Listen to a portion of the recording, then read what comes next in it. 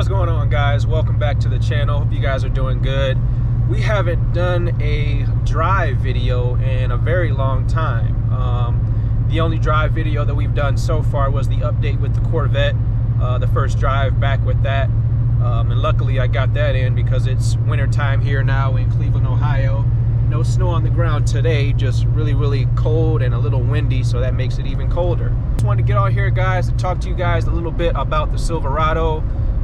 Haven't given you guys an update on the Silverado. We're still running strong here with the Silverado. As you guys know, I call this the spaceship. It's a spaceship, boss! Because of all the new technology and the buttons in here. I've never had a vehicle this nice before. So for me, this truck's name is Achievement. Like I said in the first and second video that I introduced this truck to you guys when we first got it. We are rolling strong here with 57,219 miles there on the dash.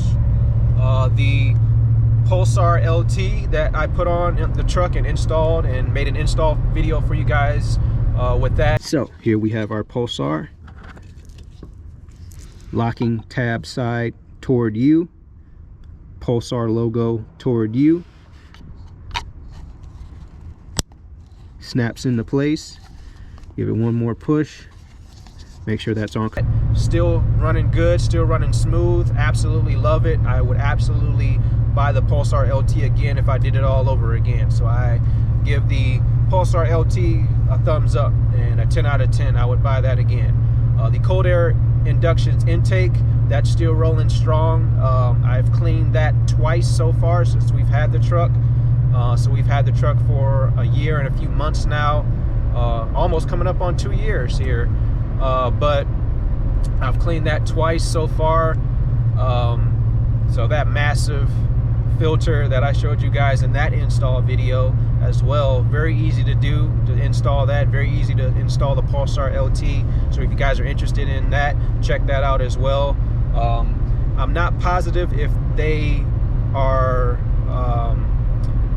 capable or compatible, I should say, with the newer releases of the Silverados, the refreshes, but I'm sure they are. I'm just not positive, so don't quote me on that.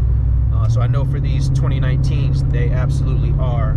And I've seen in a lot of forums, guys asking about the Pulsar LT and if that's actually worth it. And yes, in my opinion, it is actually worth it. So I am enjoying it every single time I drive this truck.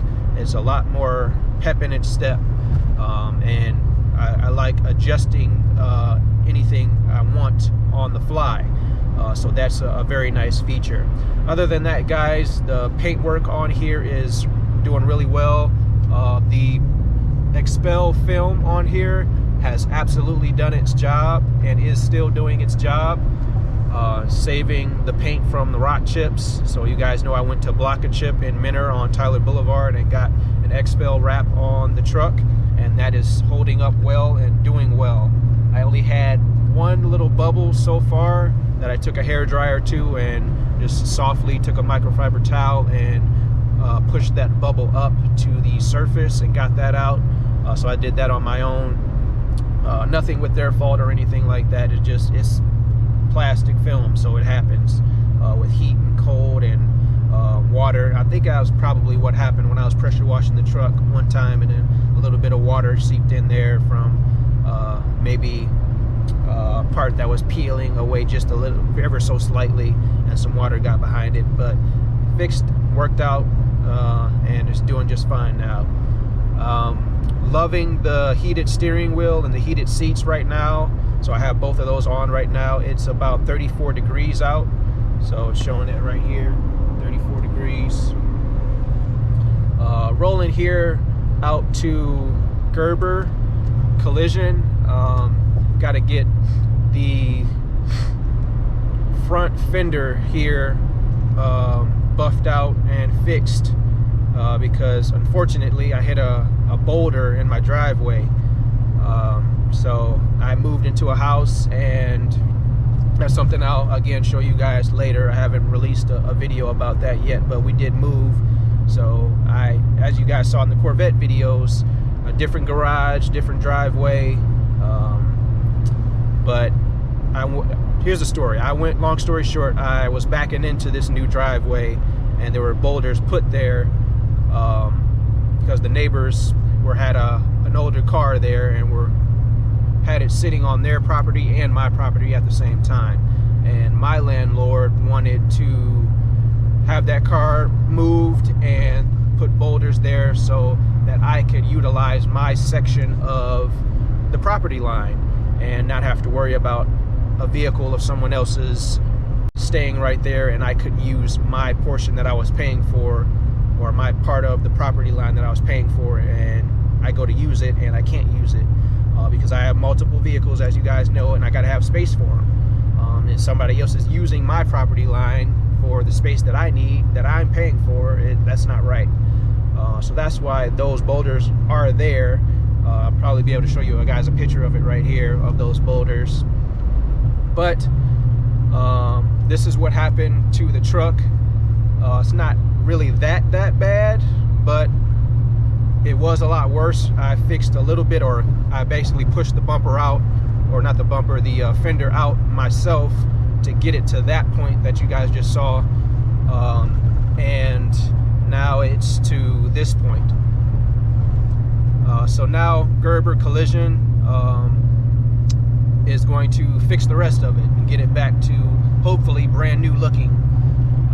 But the reason why I'm using them is because my mother-in-law, she used them twice now in a matter of a month because her car actually got hit twice. So one of our good family friends hit her car while it was parked in his driveway, because he's not used to backing out of his driveway with another vehicle there. He lives on his own. And then she moved her car after it came back and got fixed by Gerber, and she parked it on the street, and then 2 days later the guy across the street backed into her car. So she was having some bad luck there. But again, for me, what I have to be thankful for is that she allowed me to park in her driveway, park this truck in her driveway for the time that me and my wife and the baby were staying with my in-laws until our house was ready. But now, again, we're at our house now, and we're moved in and everything, so we're still settling in a little bit. But back to the truck, guys. Absolutely loving the truck. My wife loves the truck, and the baby loves the truck. I just took some of the baby stuff out of the truck, so since the car will be here at Gerber for about a week, or 4 to 5 days, yeah, weekdays, or work weekdays. The interior is doing absolutely great and holding up. Love the ventilated seats, heated steering wheel. Ride smooth. Have no complaints about the suspension and how it rides. Love the speed of it now since we put the Pulsar LT on. And the cold air inductions intake. The tires, the all-terrain tires, are doing absolutely well. I had Cooper tires on the 01 Dodge Ram, and I just really didn't like them. When it rained especially, it just felt like they were giving out and slipping a little bit. It wasn't even a whole lot of rain sometimes. So, and then in the snow, obviously they weren't great either. They were just, they say those Cooper tires that I had were all-terrain tires, but it really didn't feel like it. But I've ran these KO2, these BF Goodrich KO2s on previous vehicles and I absolutely loved them. So I knew what I was getting when I went and bought the KO2s for this truck, and slapped them on here. So I had a NTB do that, so they installed that. So it was about $1,000 for all 4 KO2 tires for this truck. Bullet antenna over there, made that install video for you guys. Still doing good. The window tint is still holding up and doing its job. Got that done at Z-Bart in Parma, where I usually take all my vehicles to get window tint. What else? I do have one little small issue that all these trucks are kind of known for a little bit in terms of water leaking, is that back window back there. So that back window, every single time I pressure wash back there, water gets into the inside a little. It's not a whole lot of water, but it's a couple dribbles to where I need to take a microfiber towel and wipe it so it doesn't leave marks on the inside. So that's the only little kind of thing with this truck that I have so far.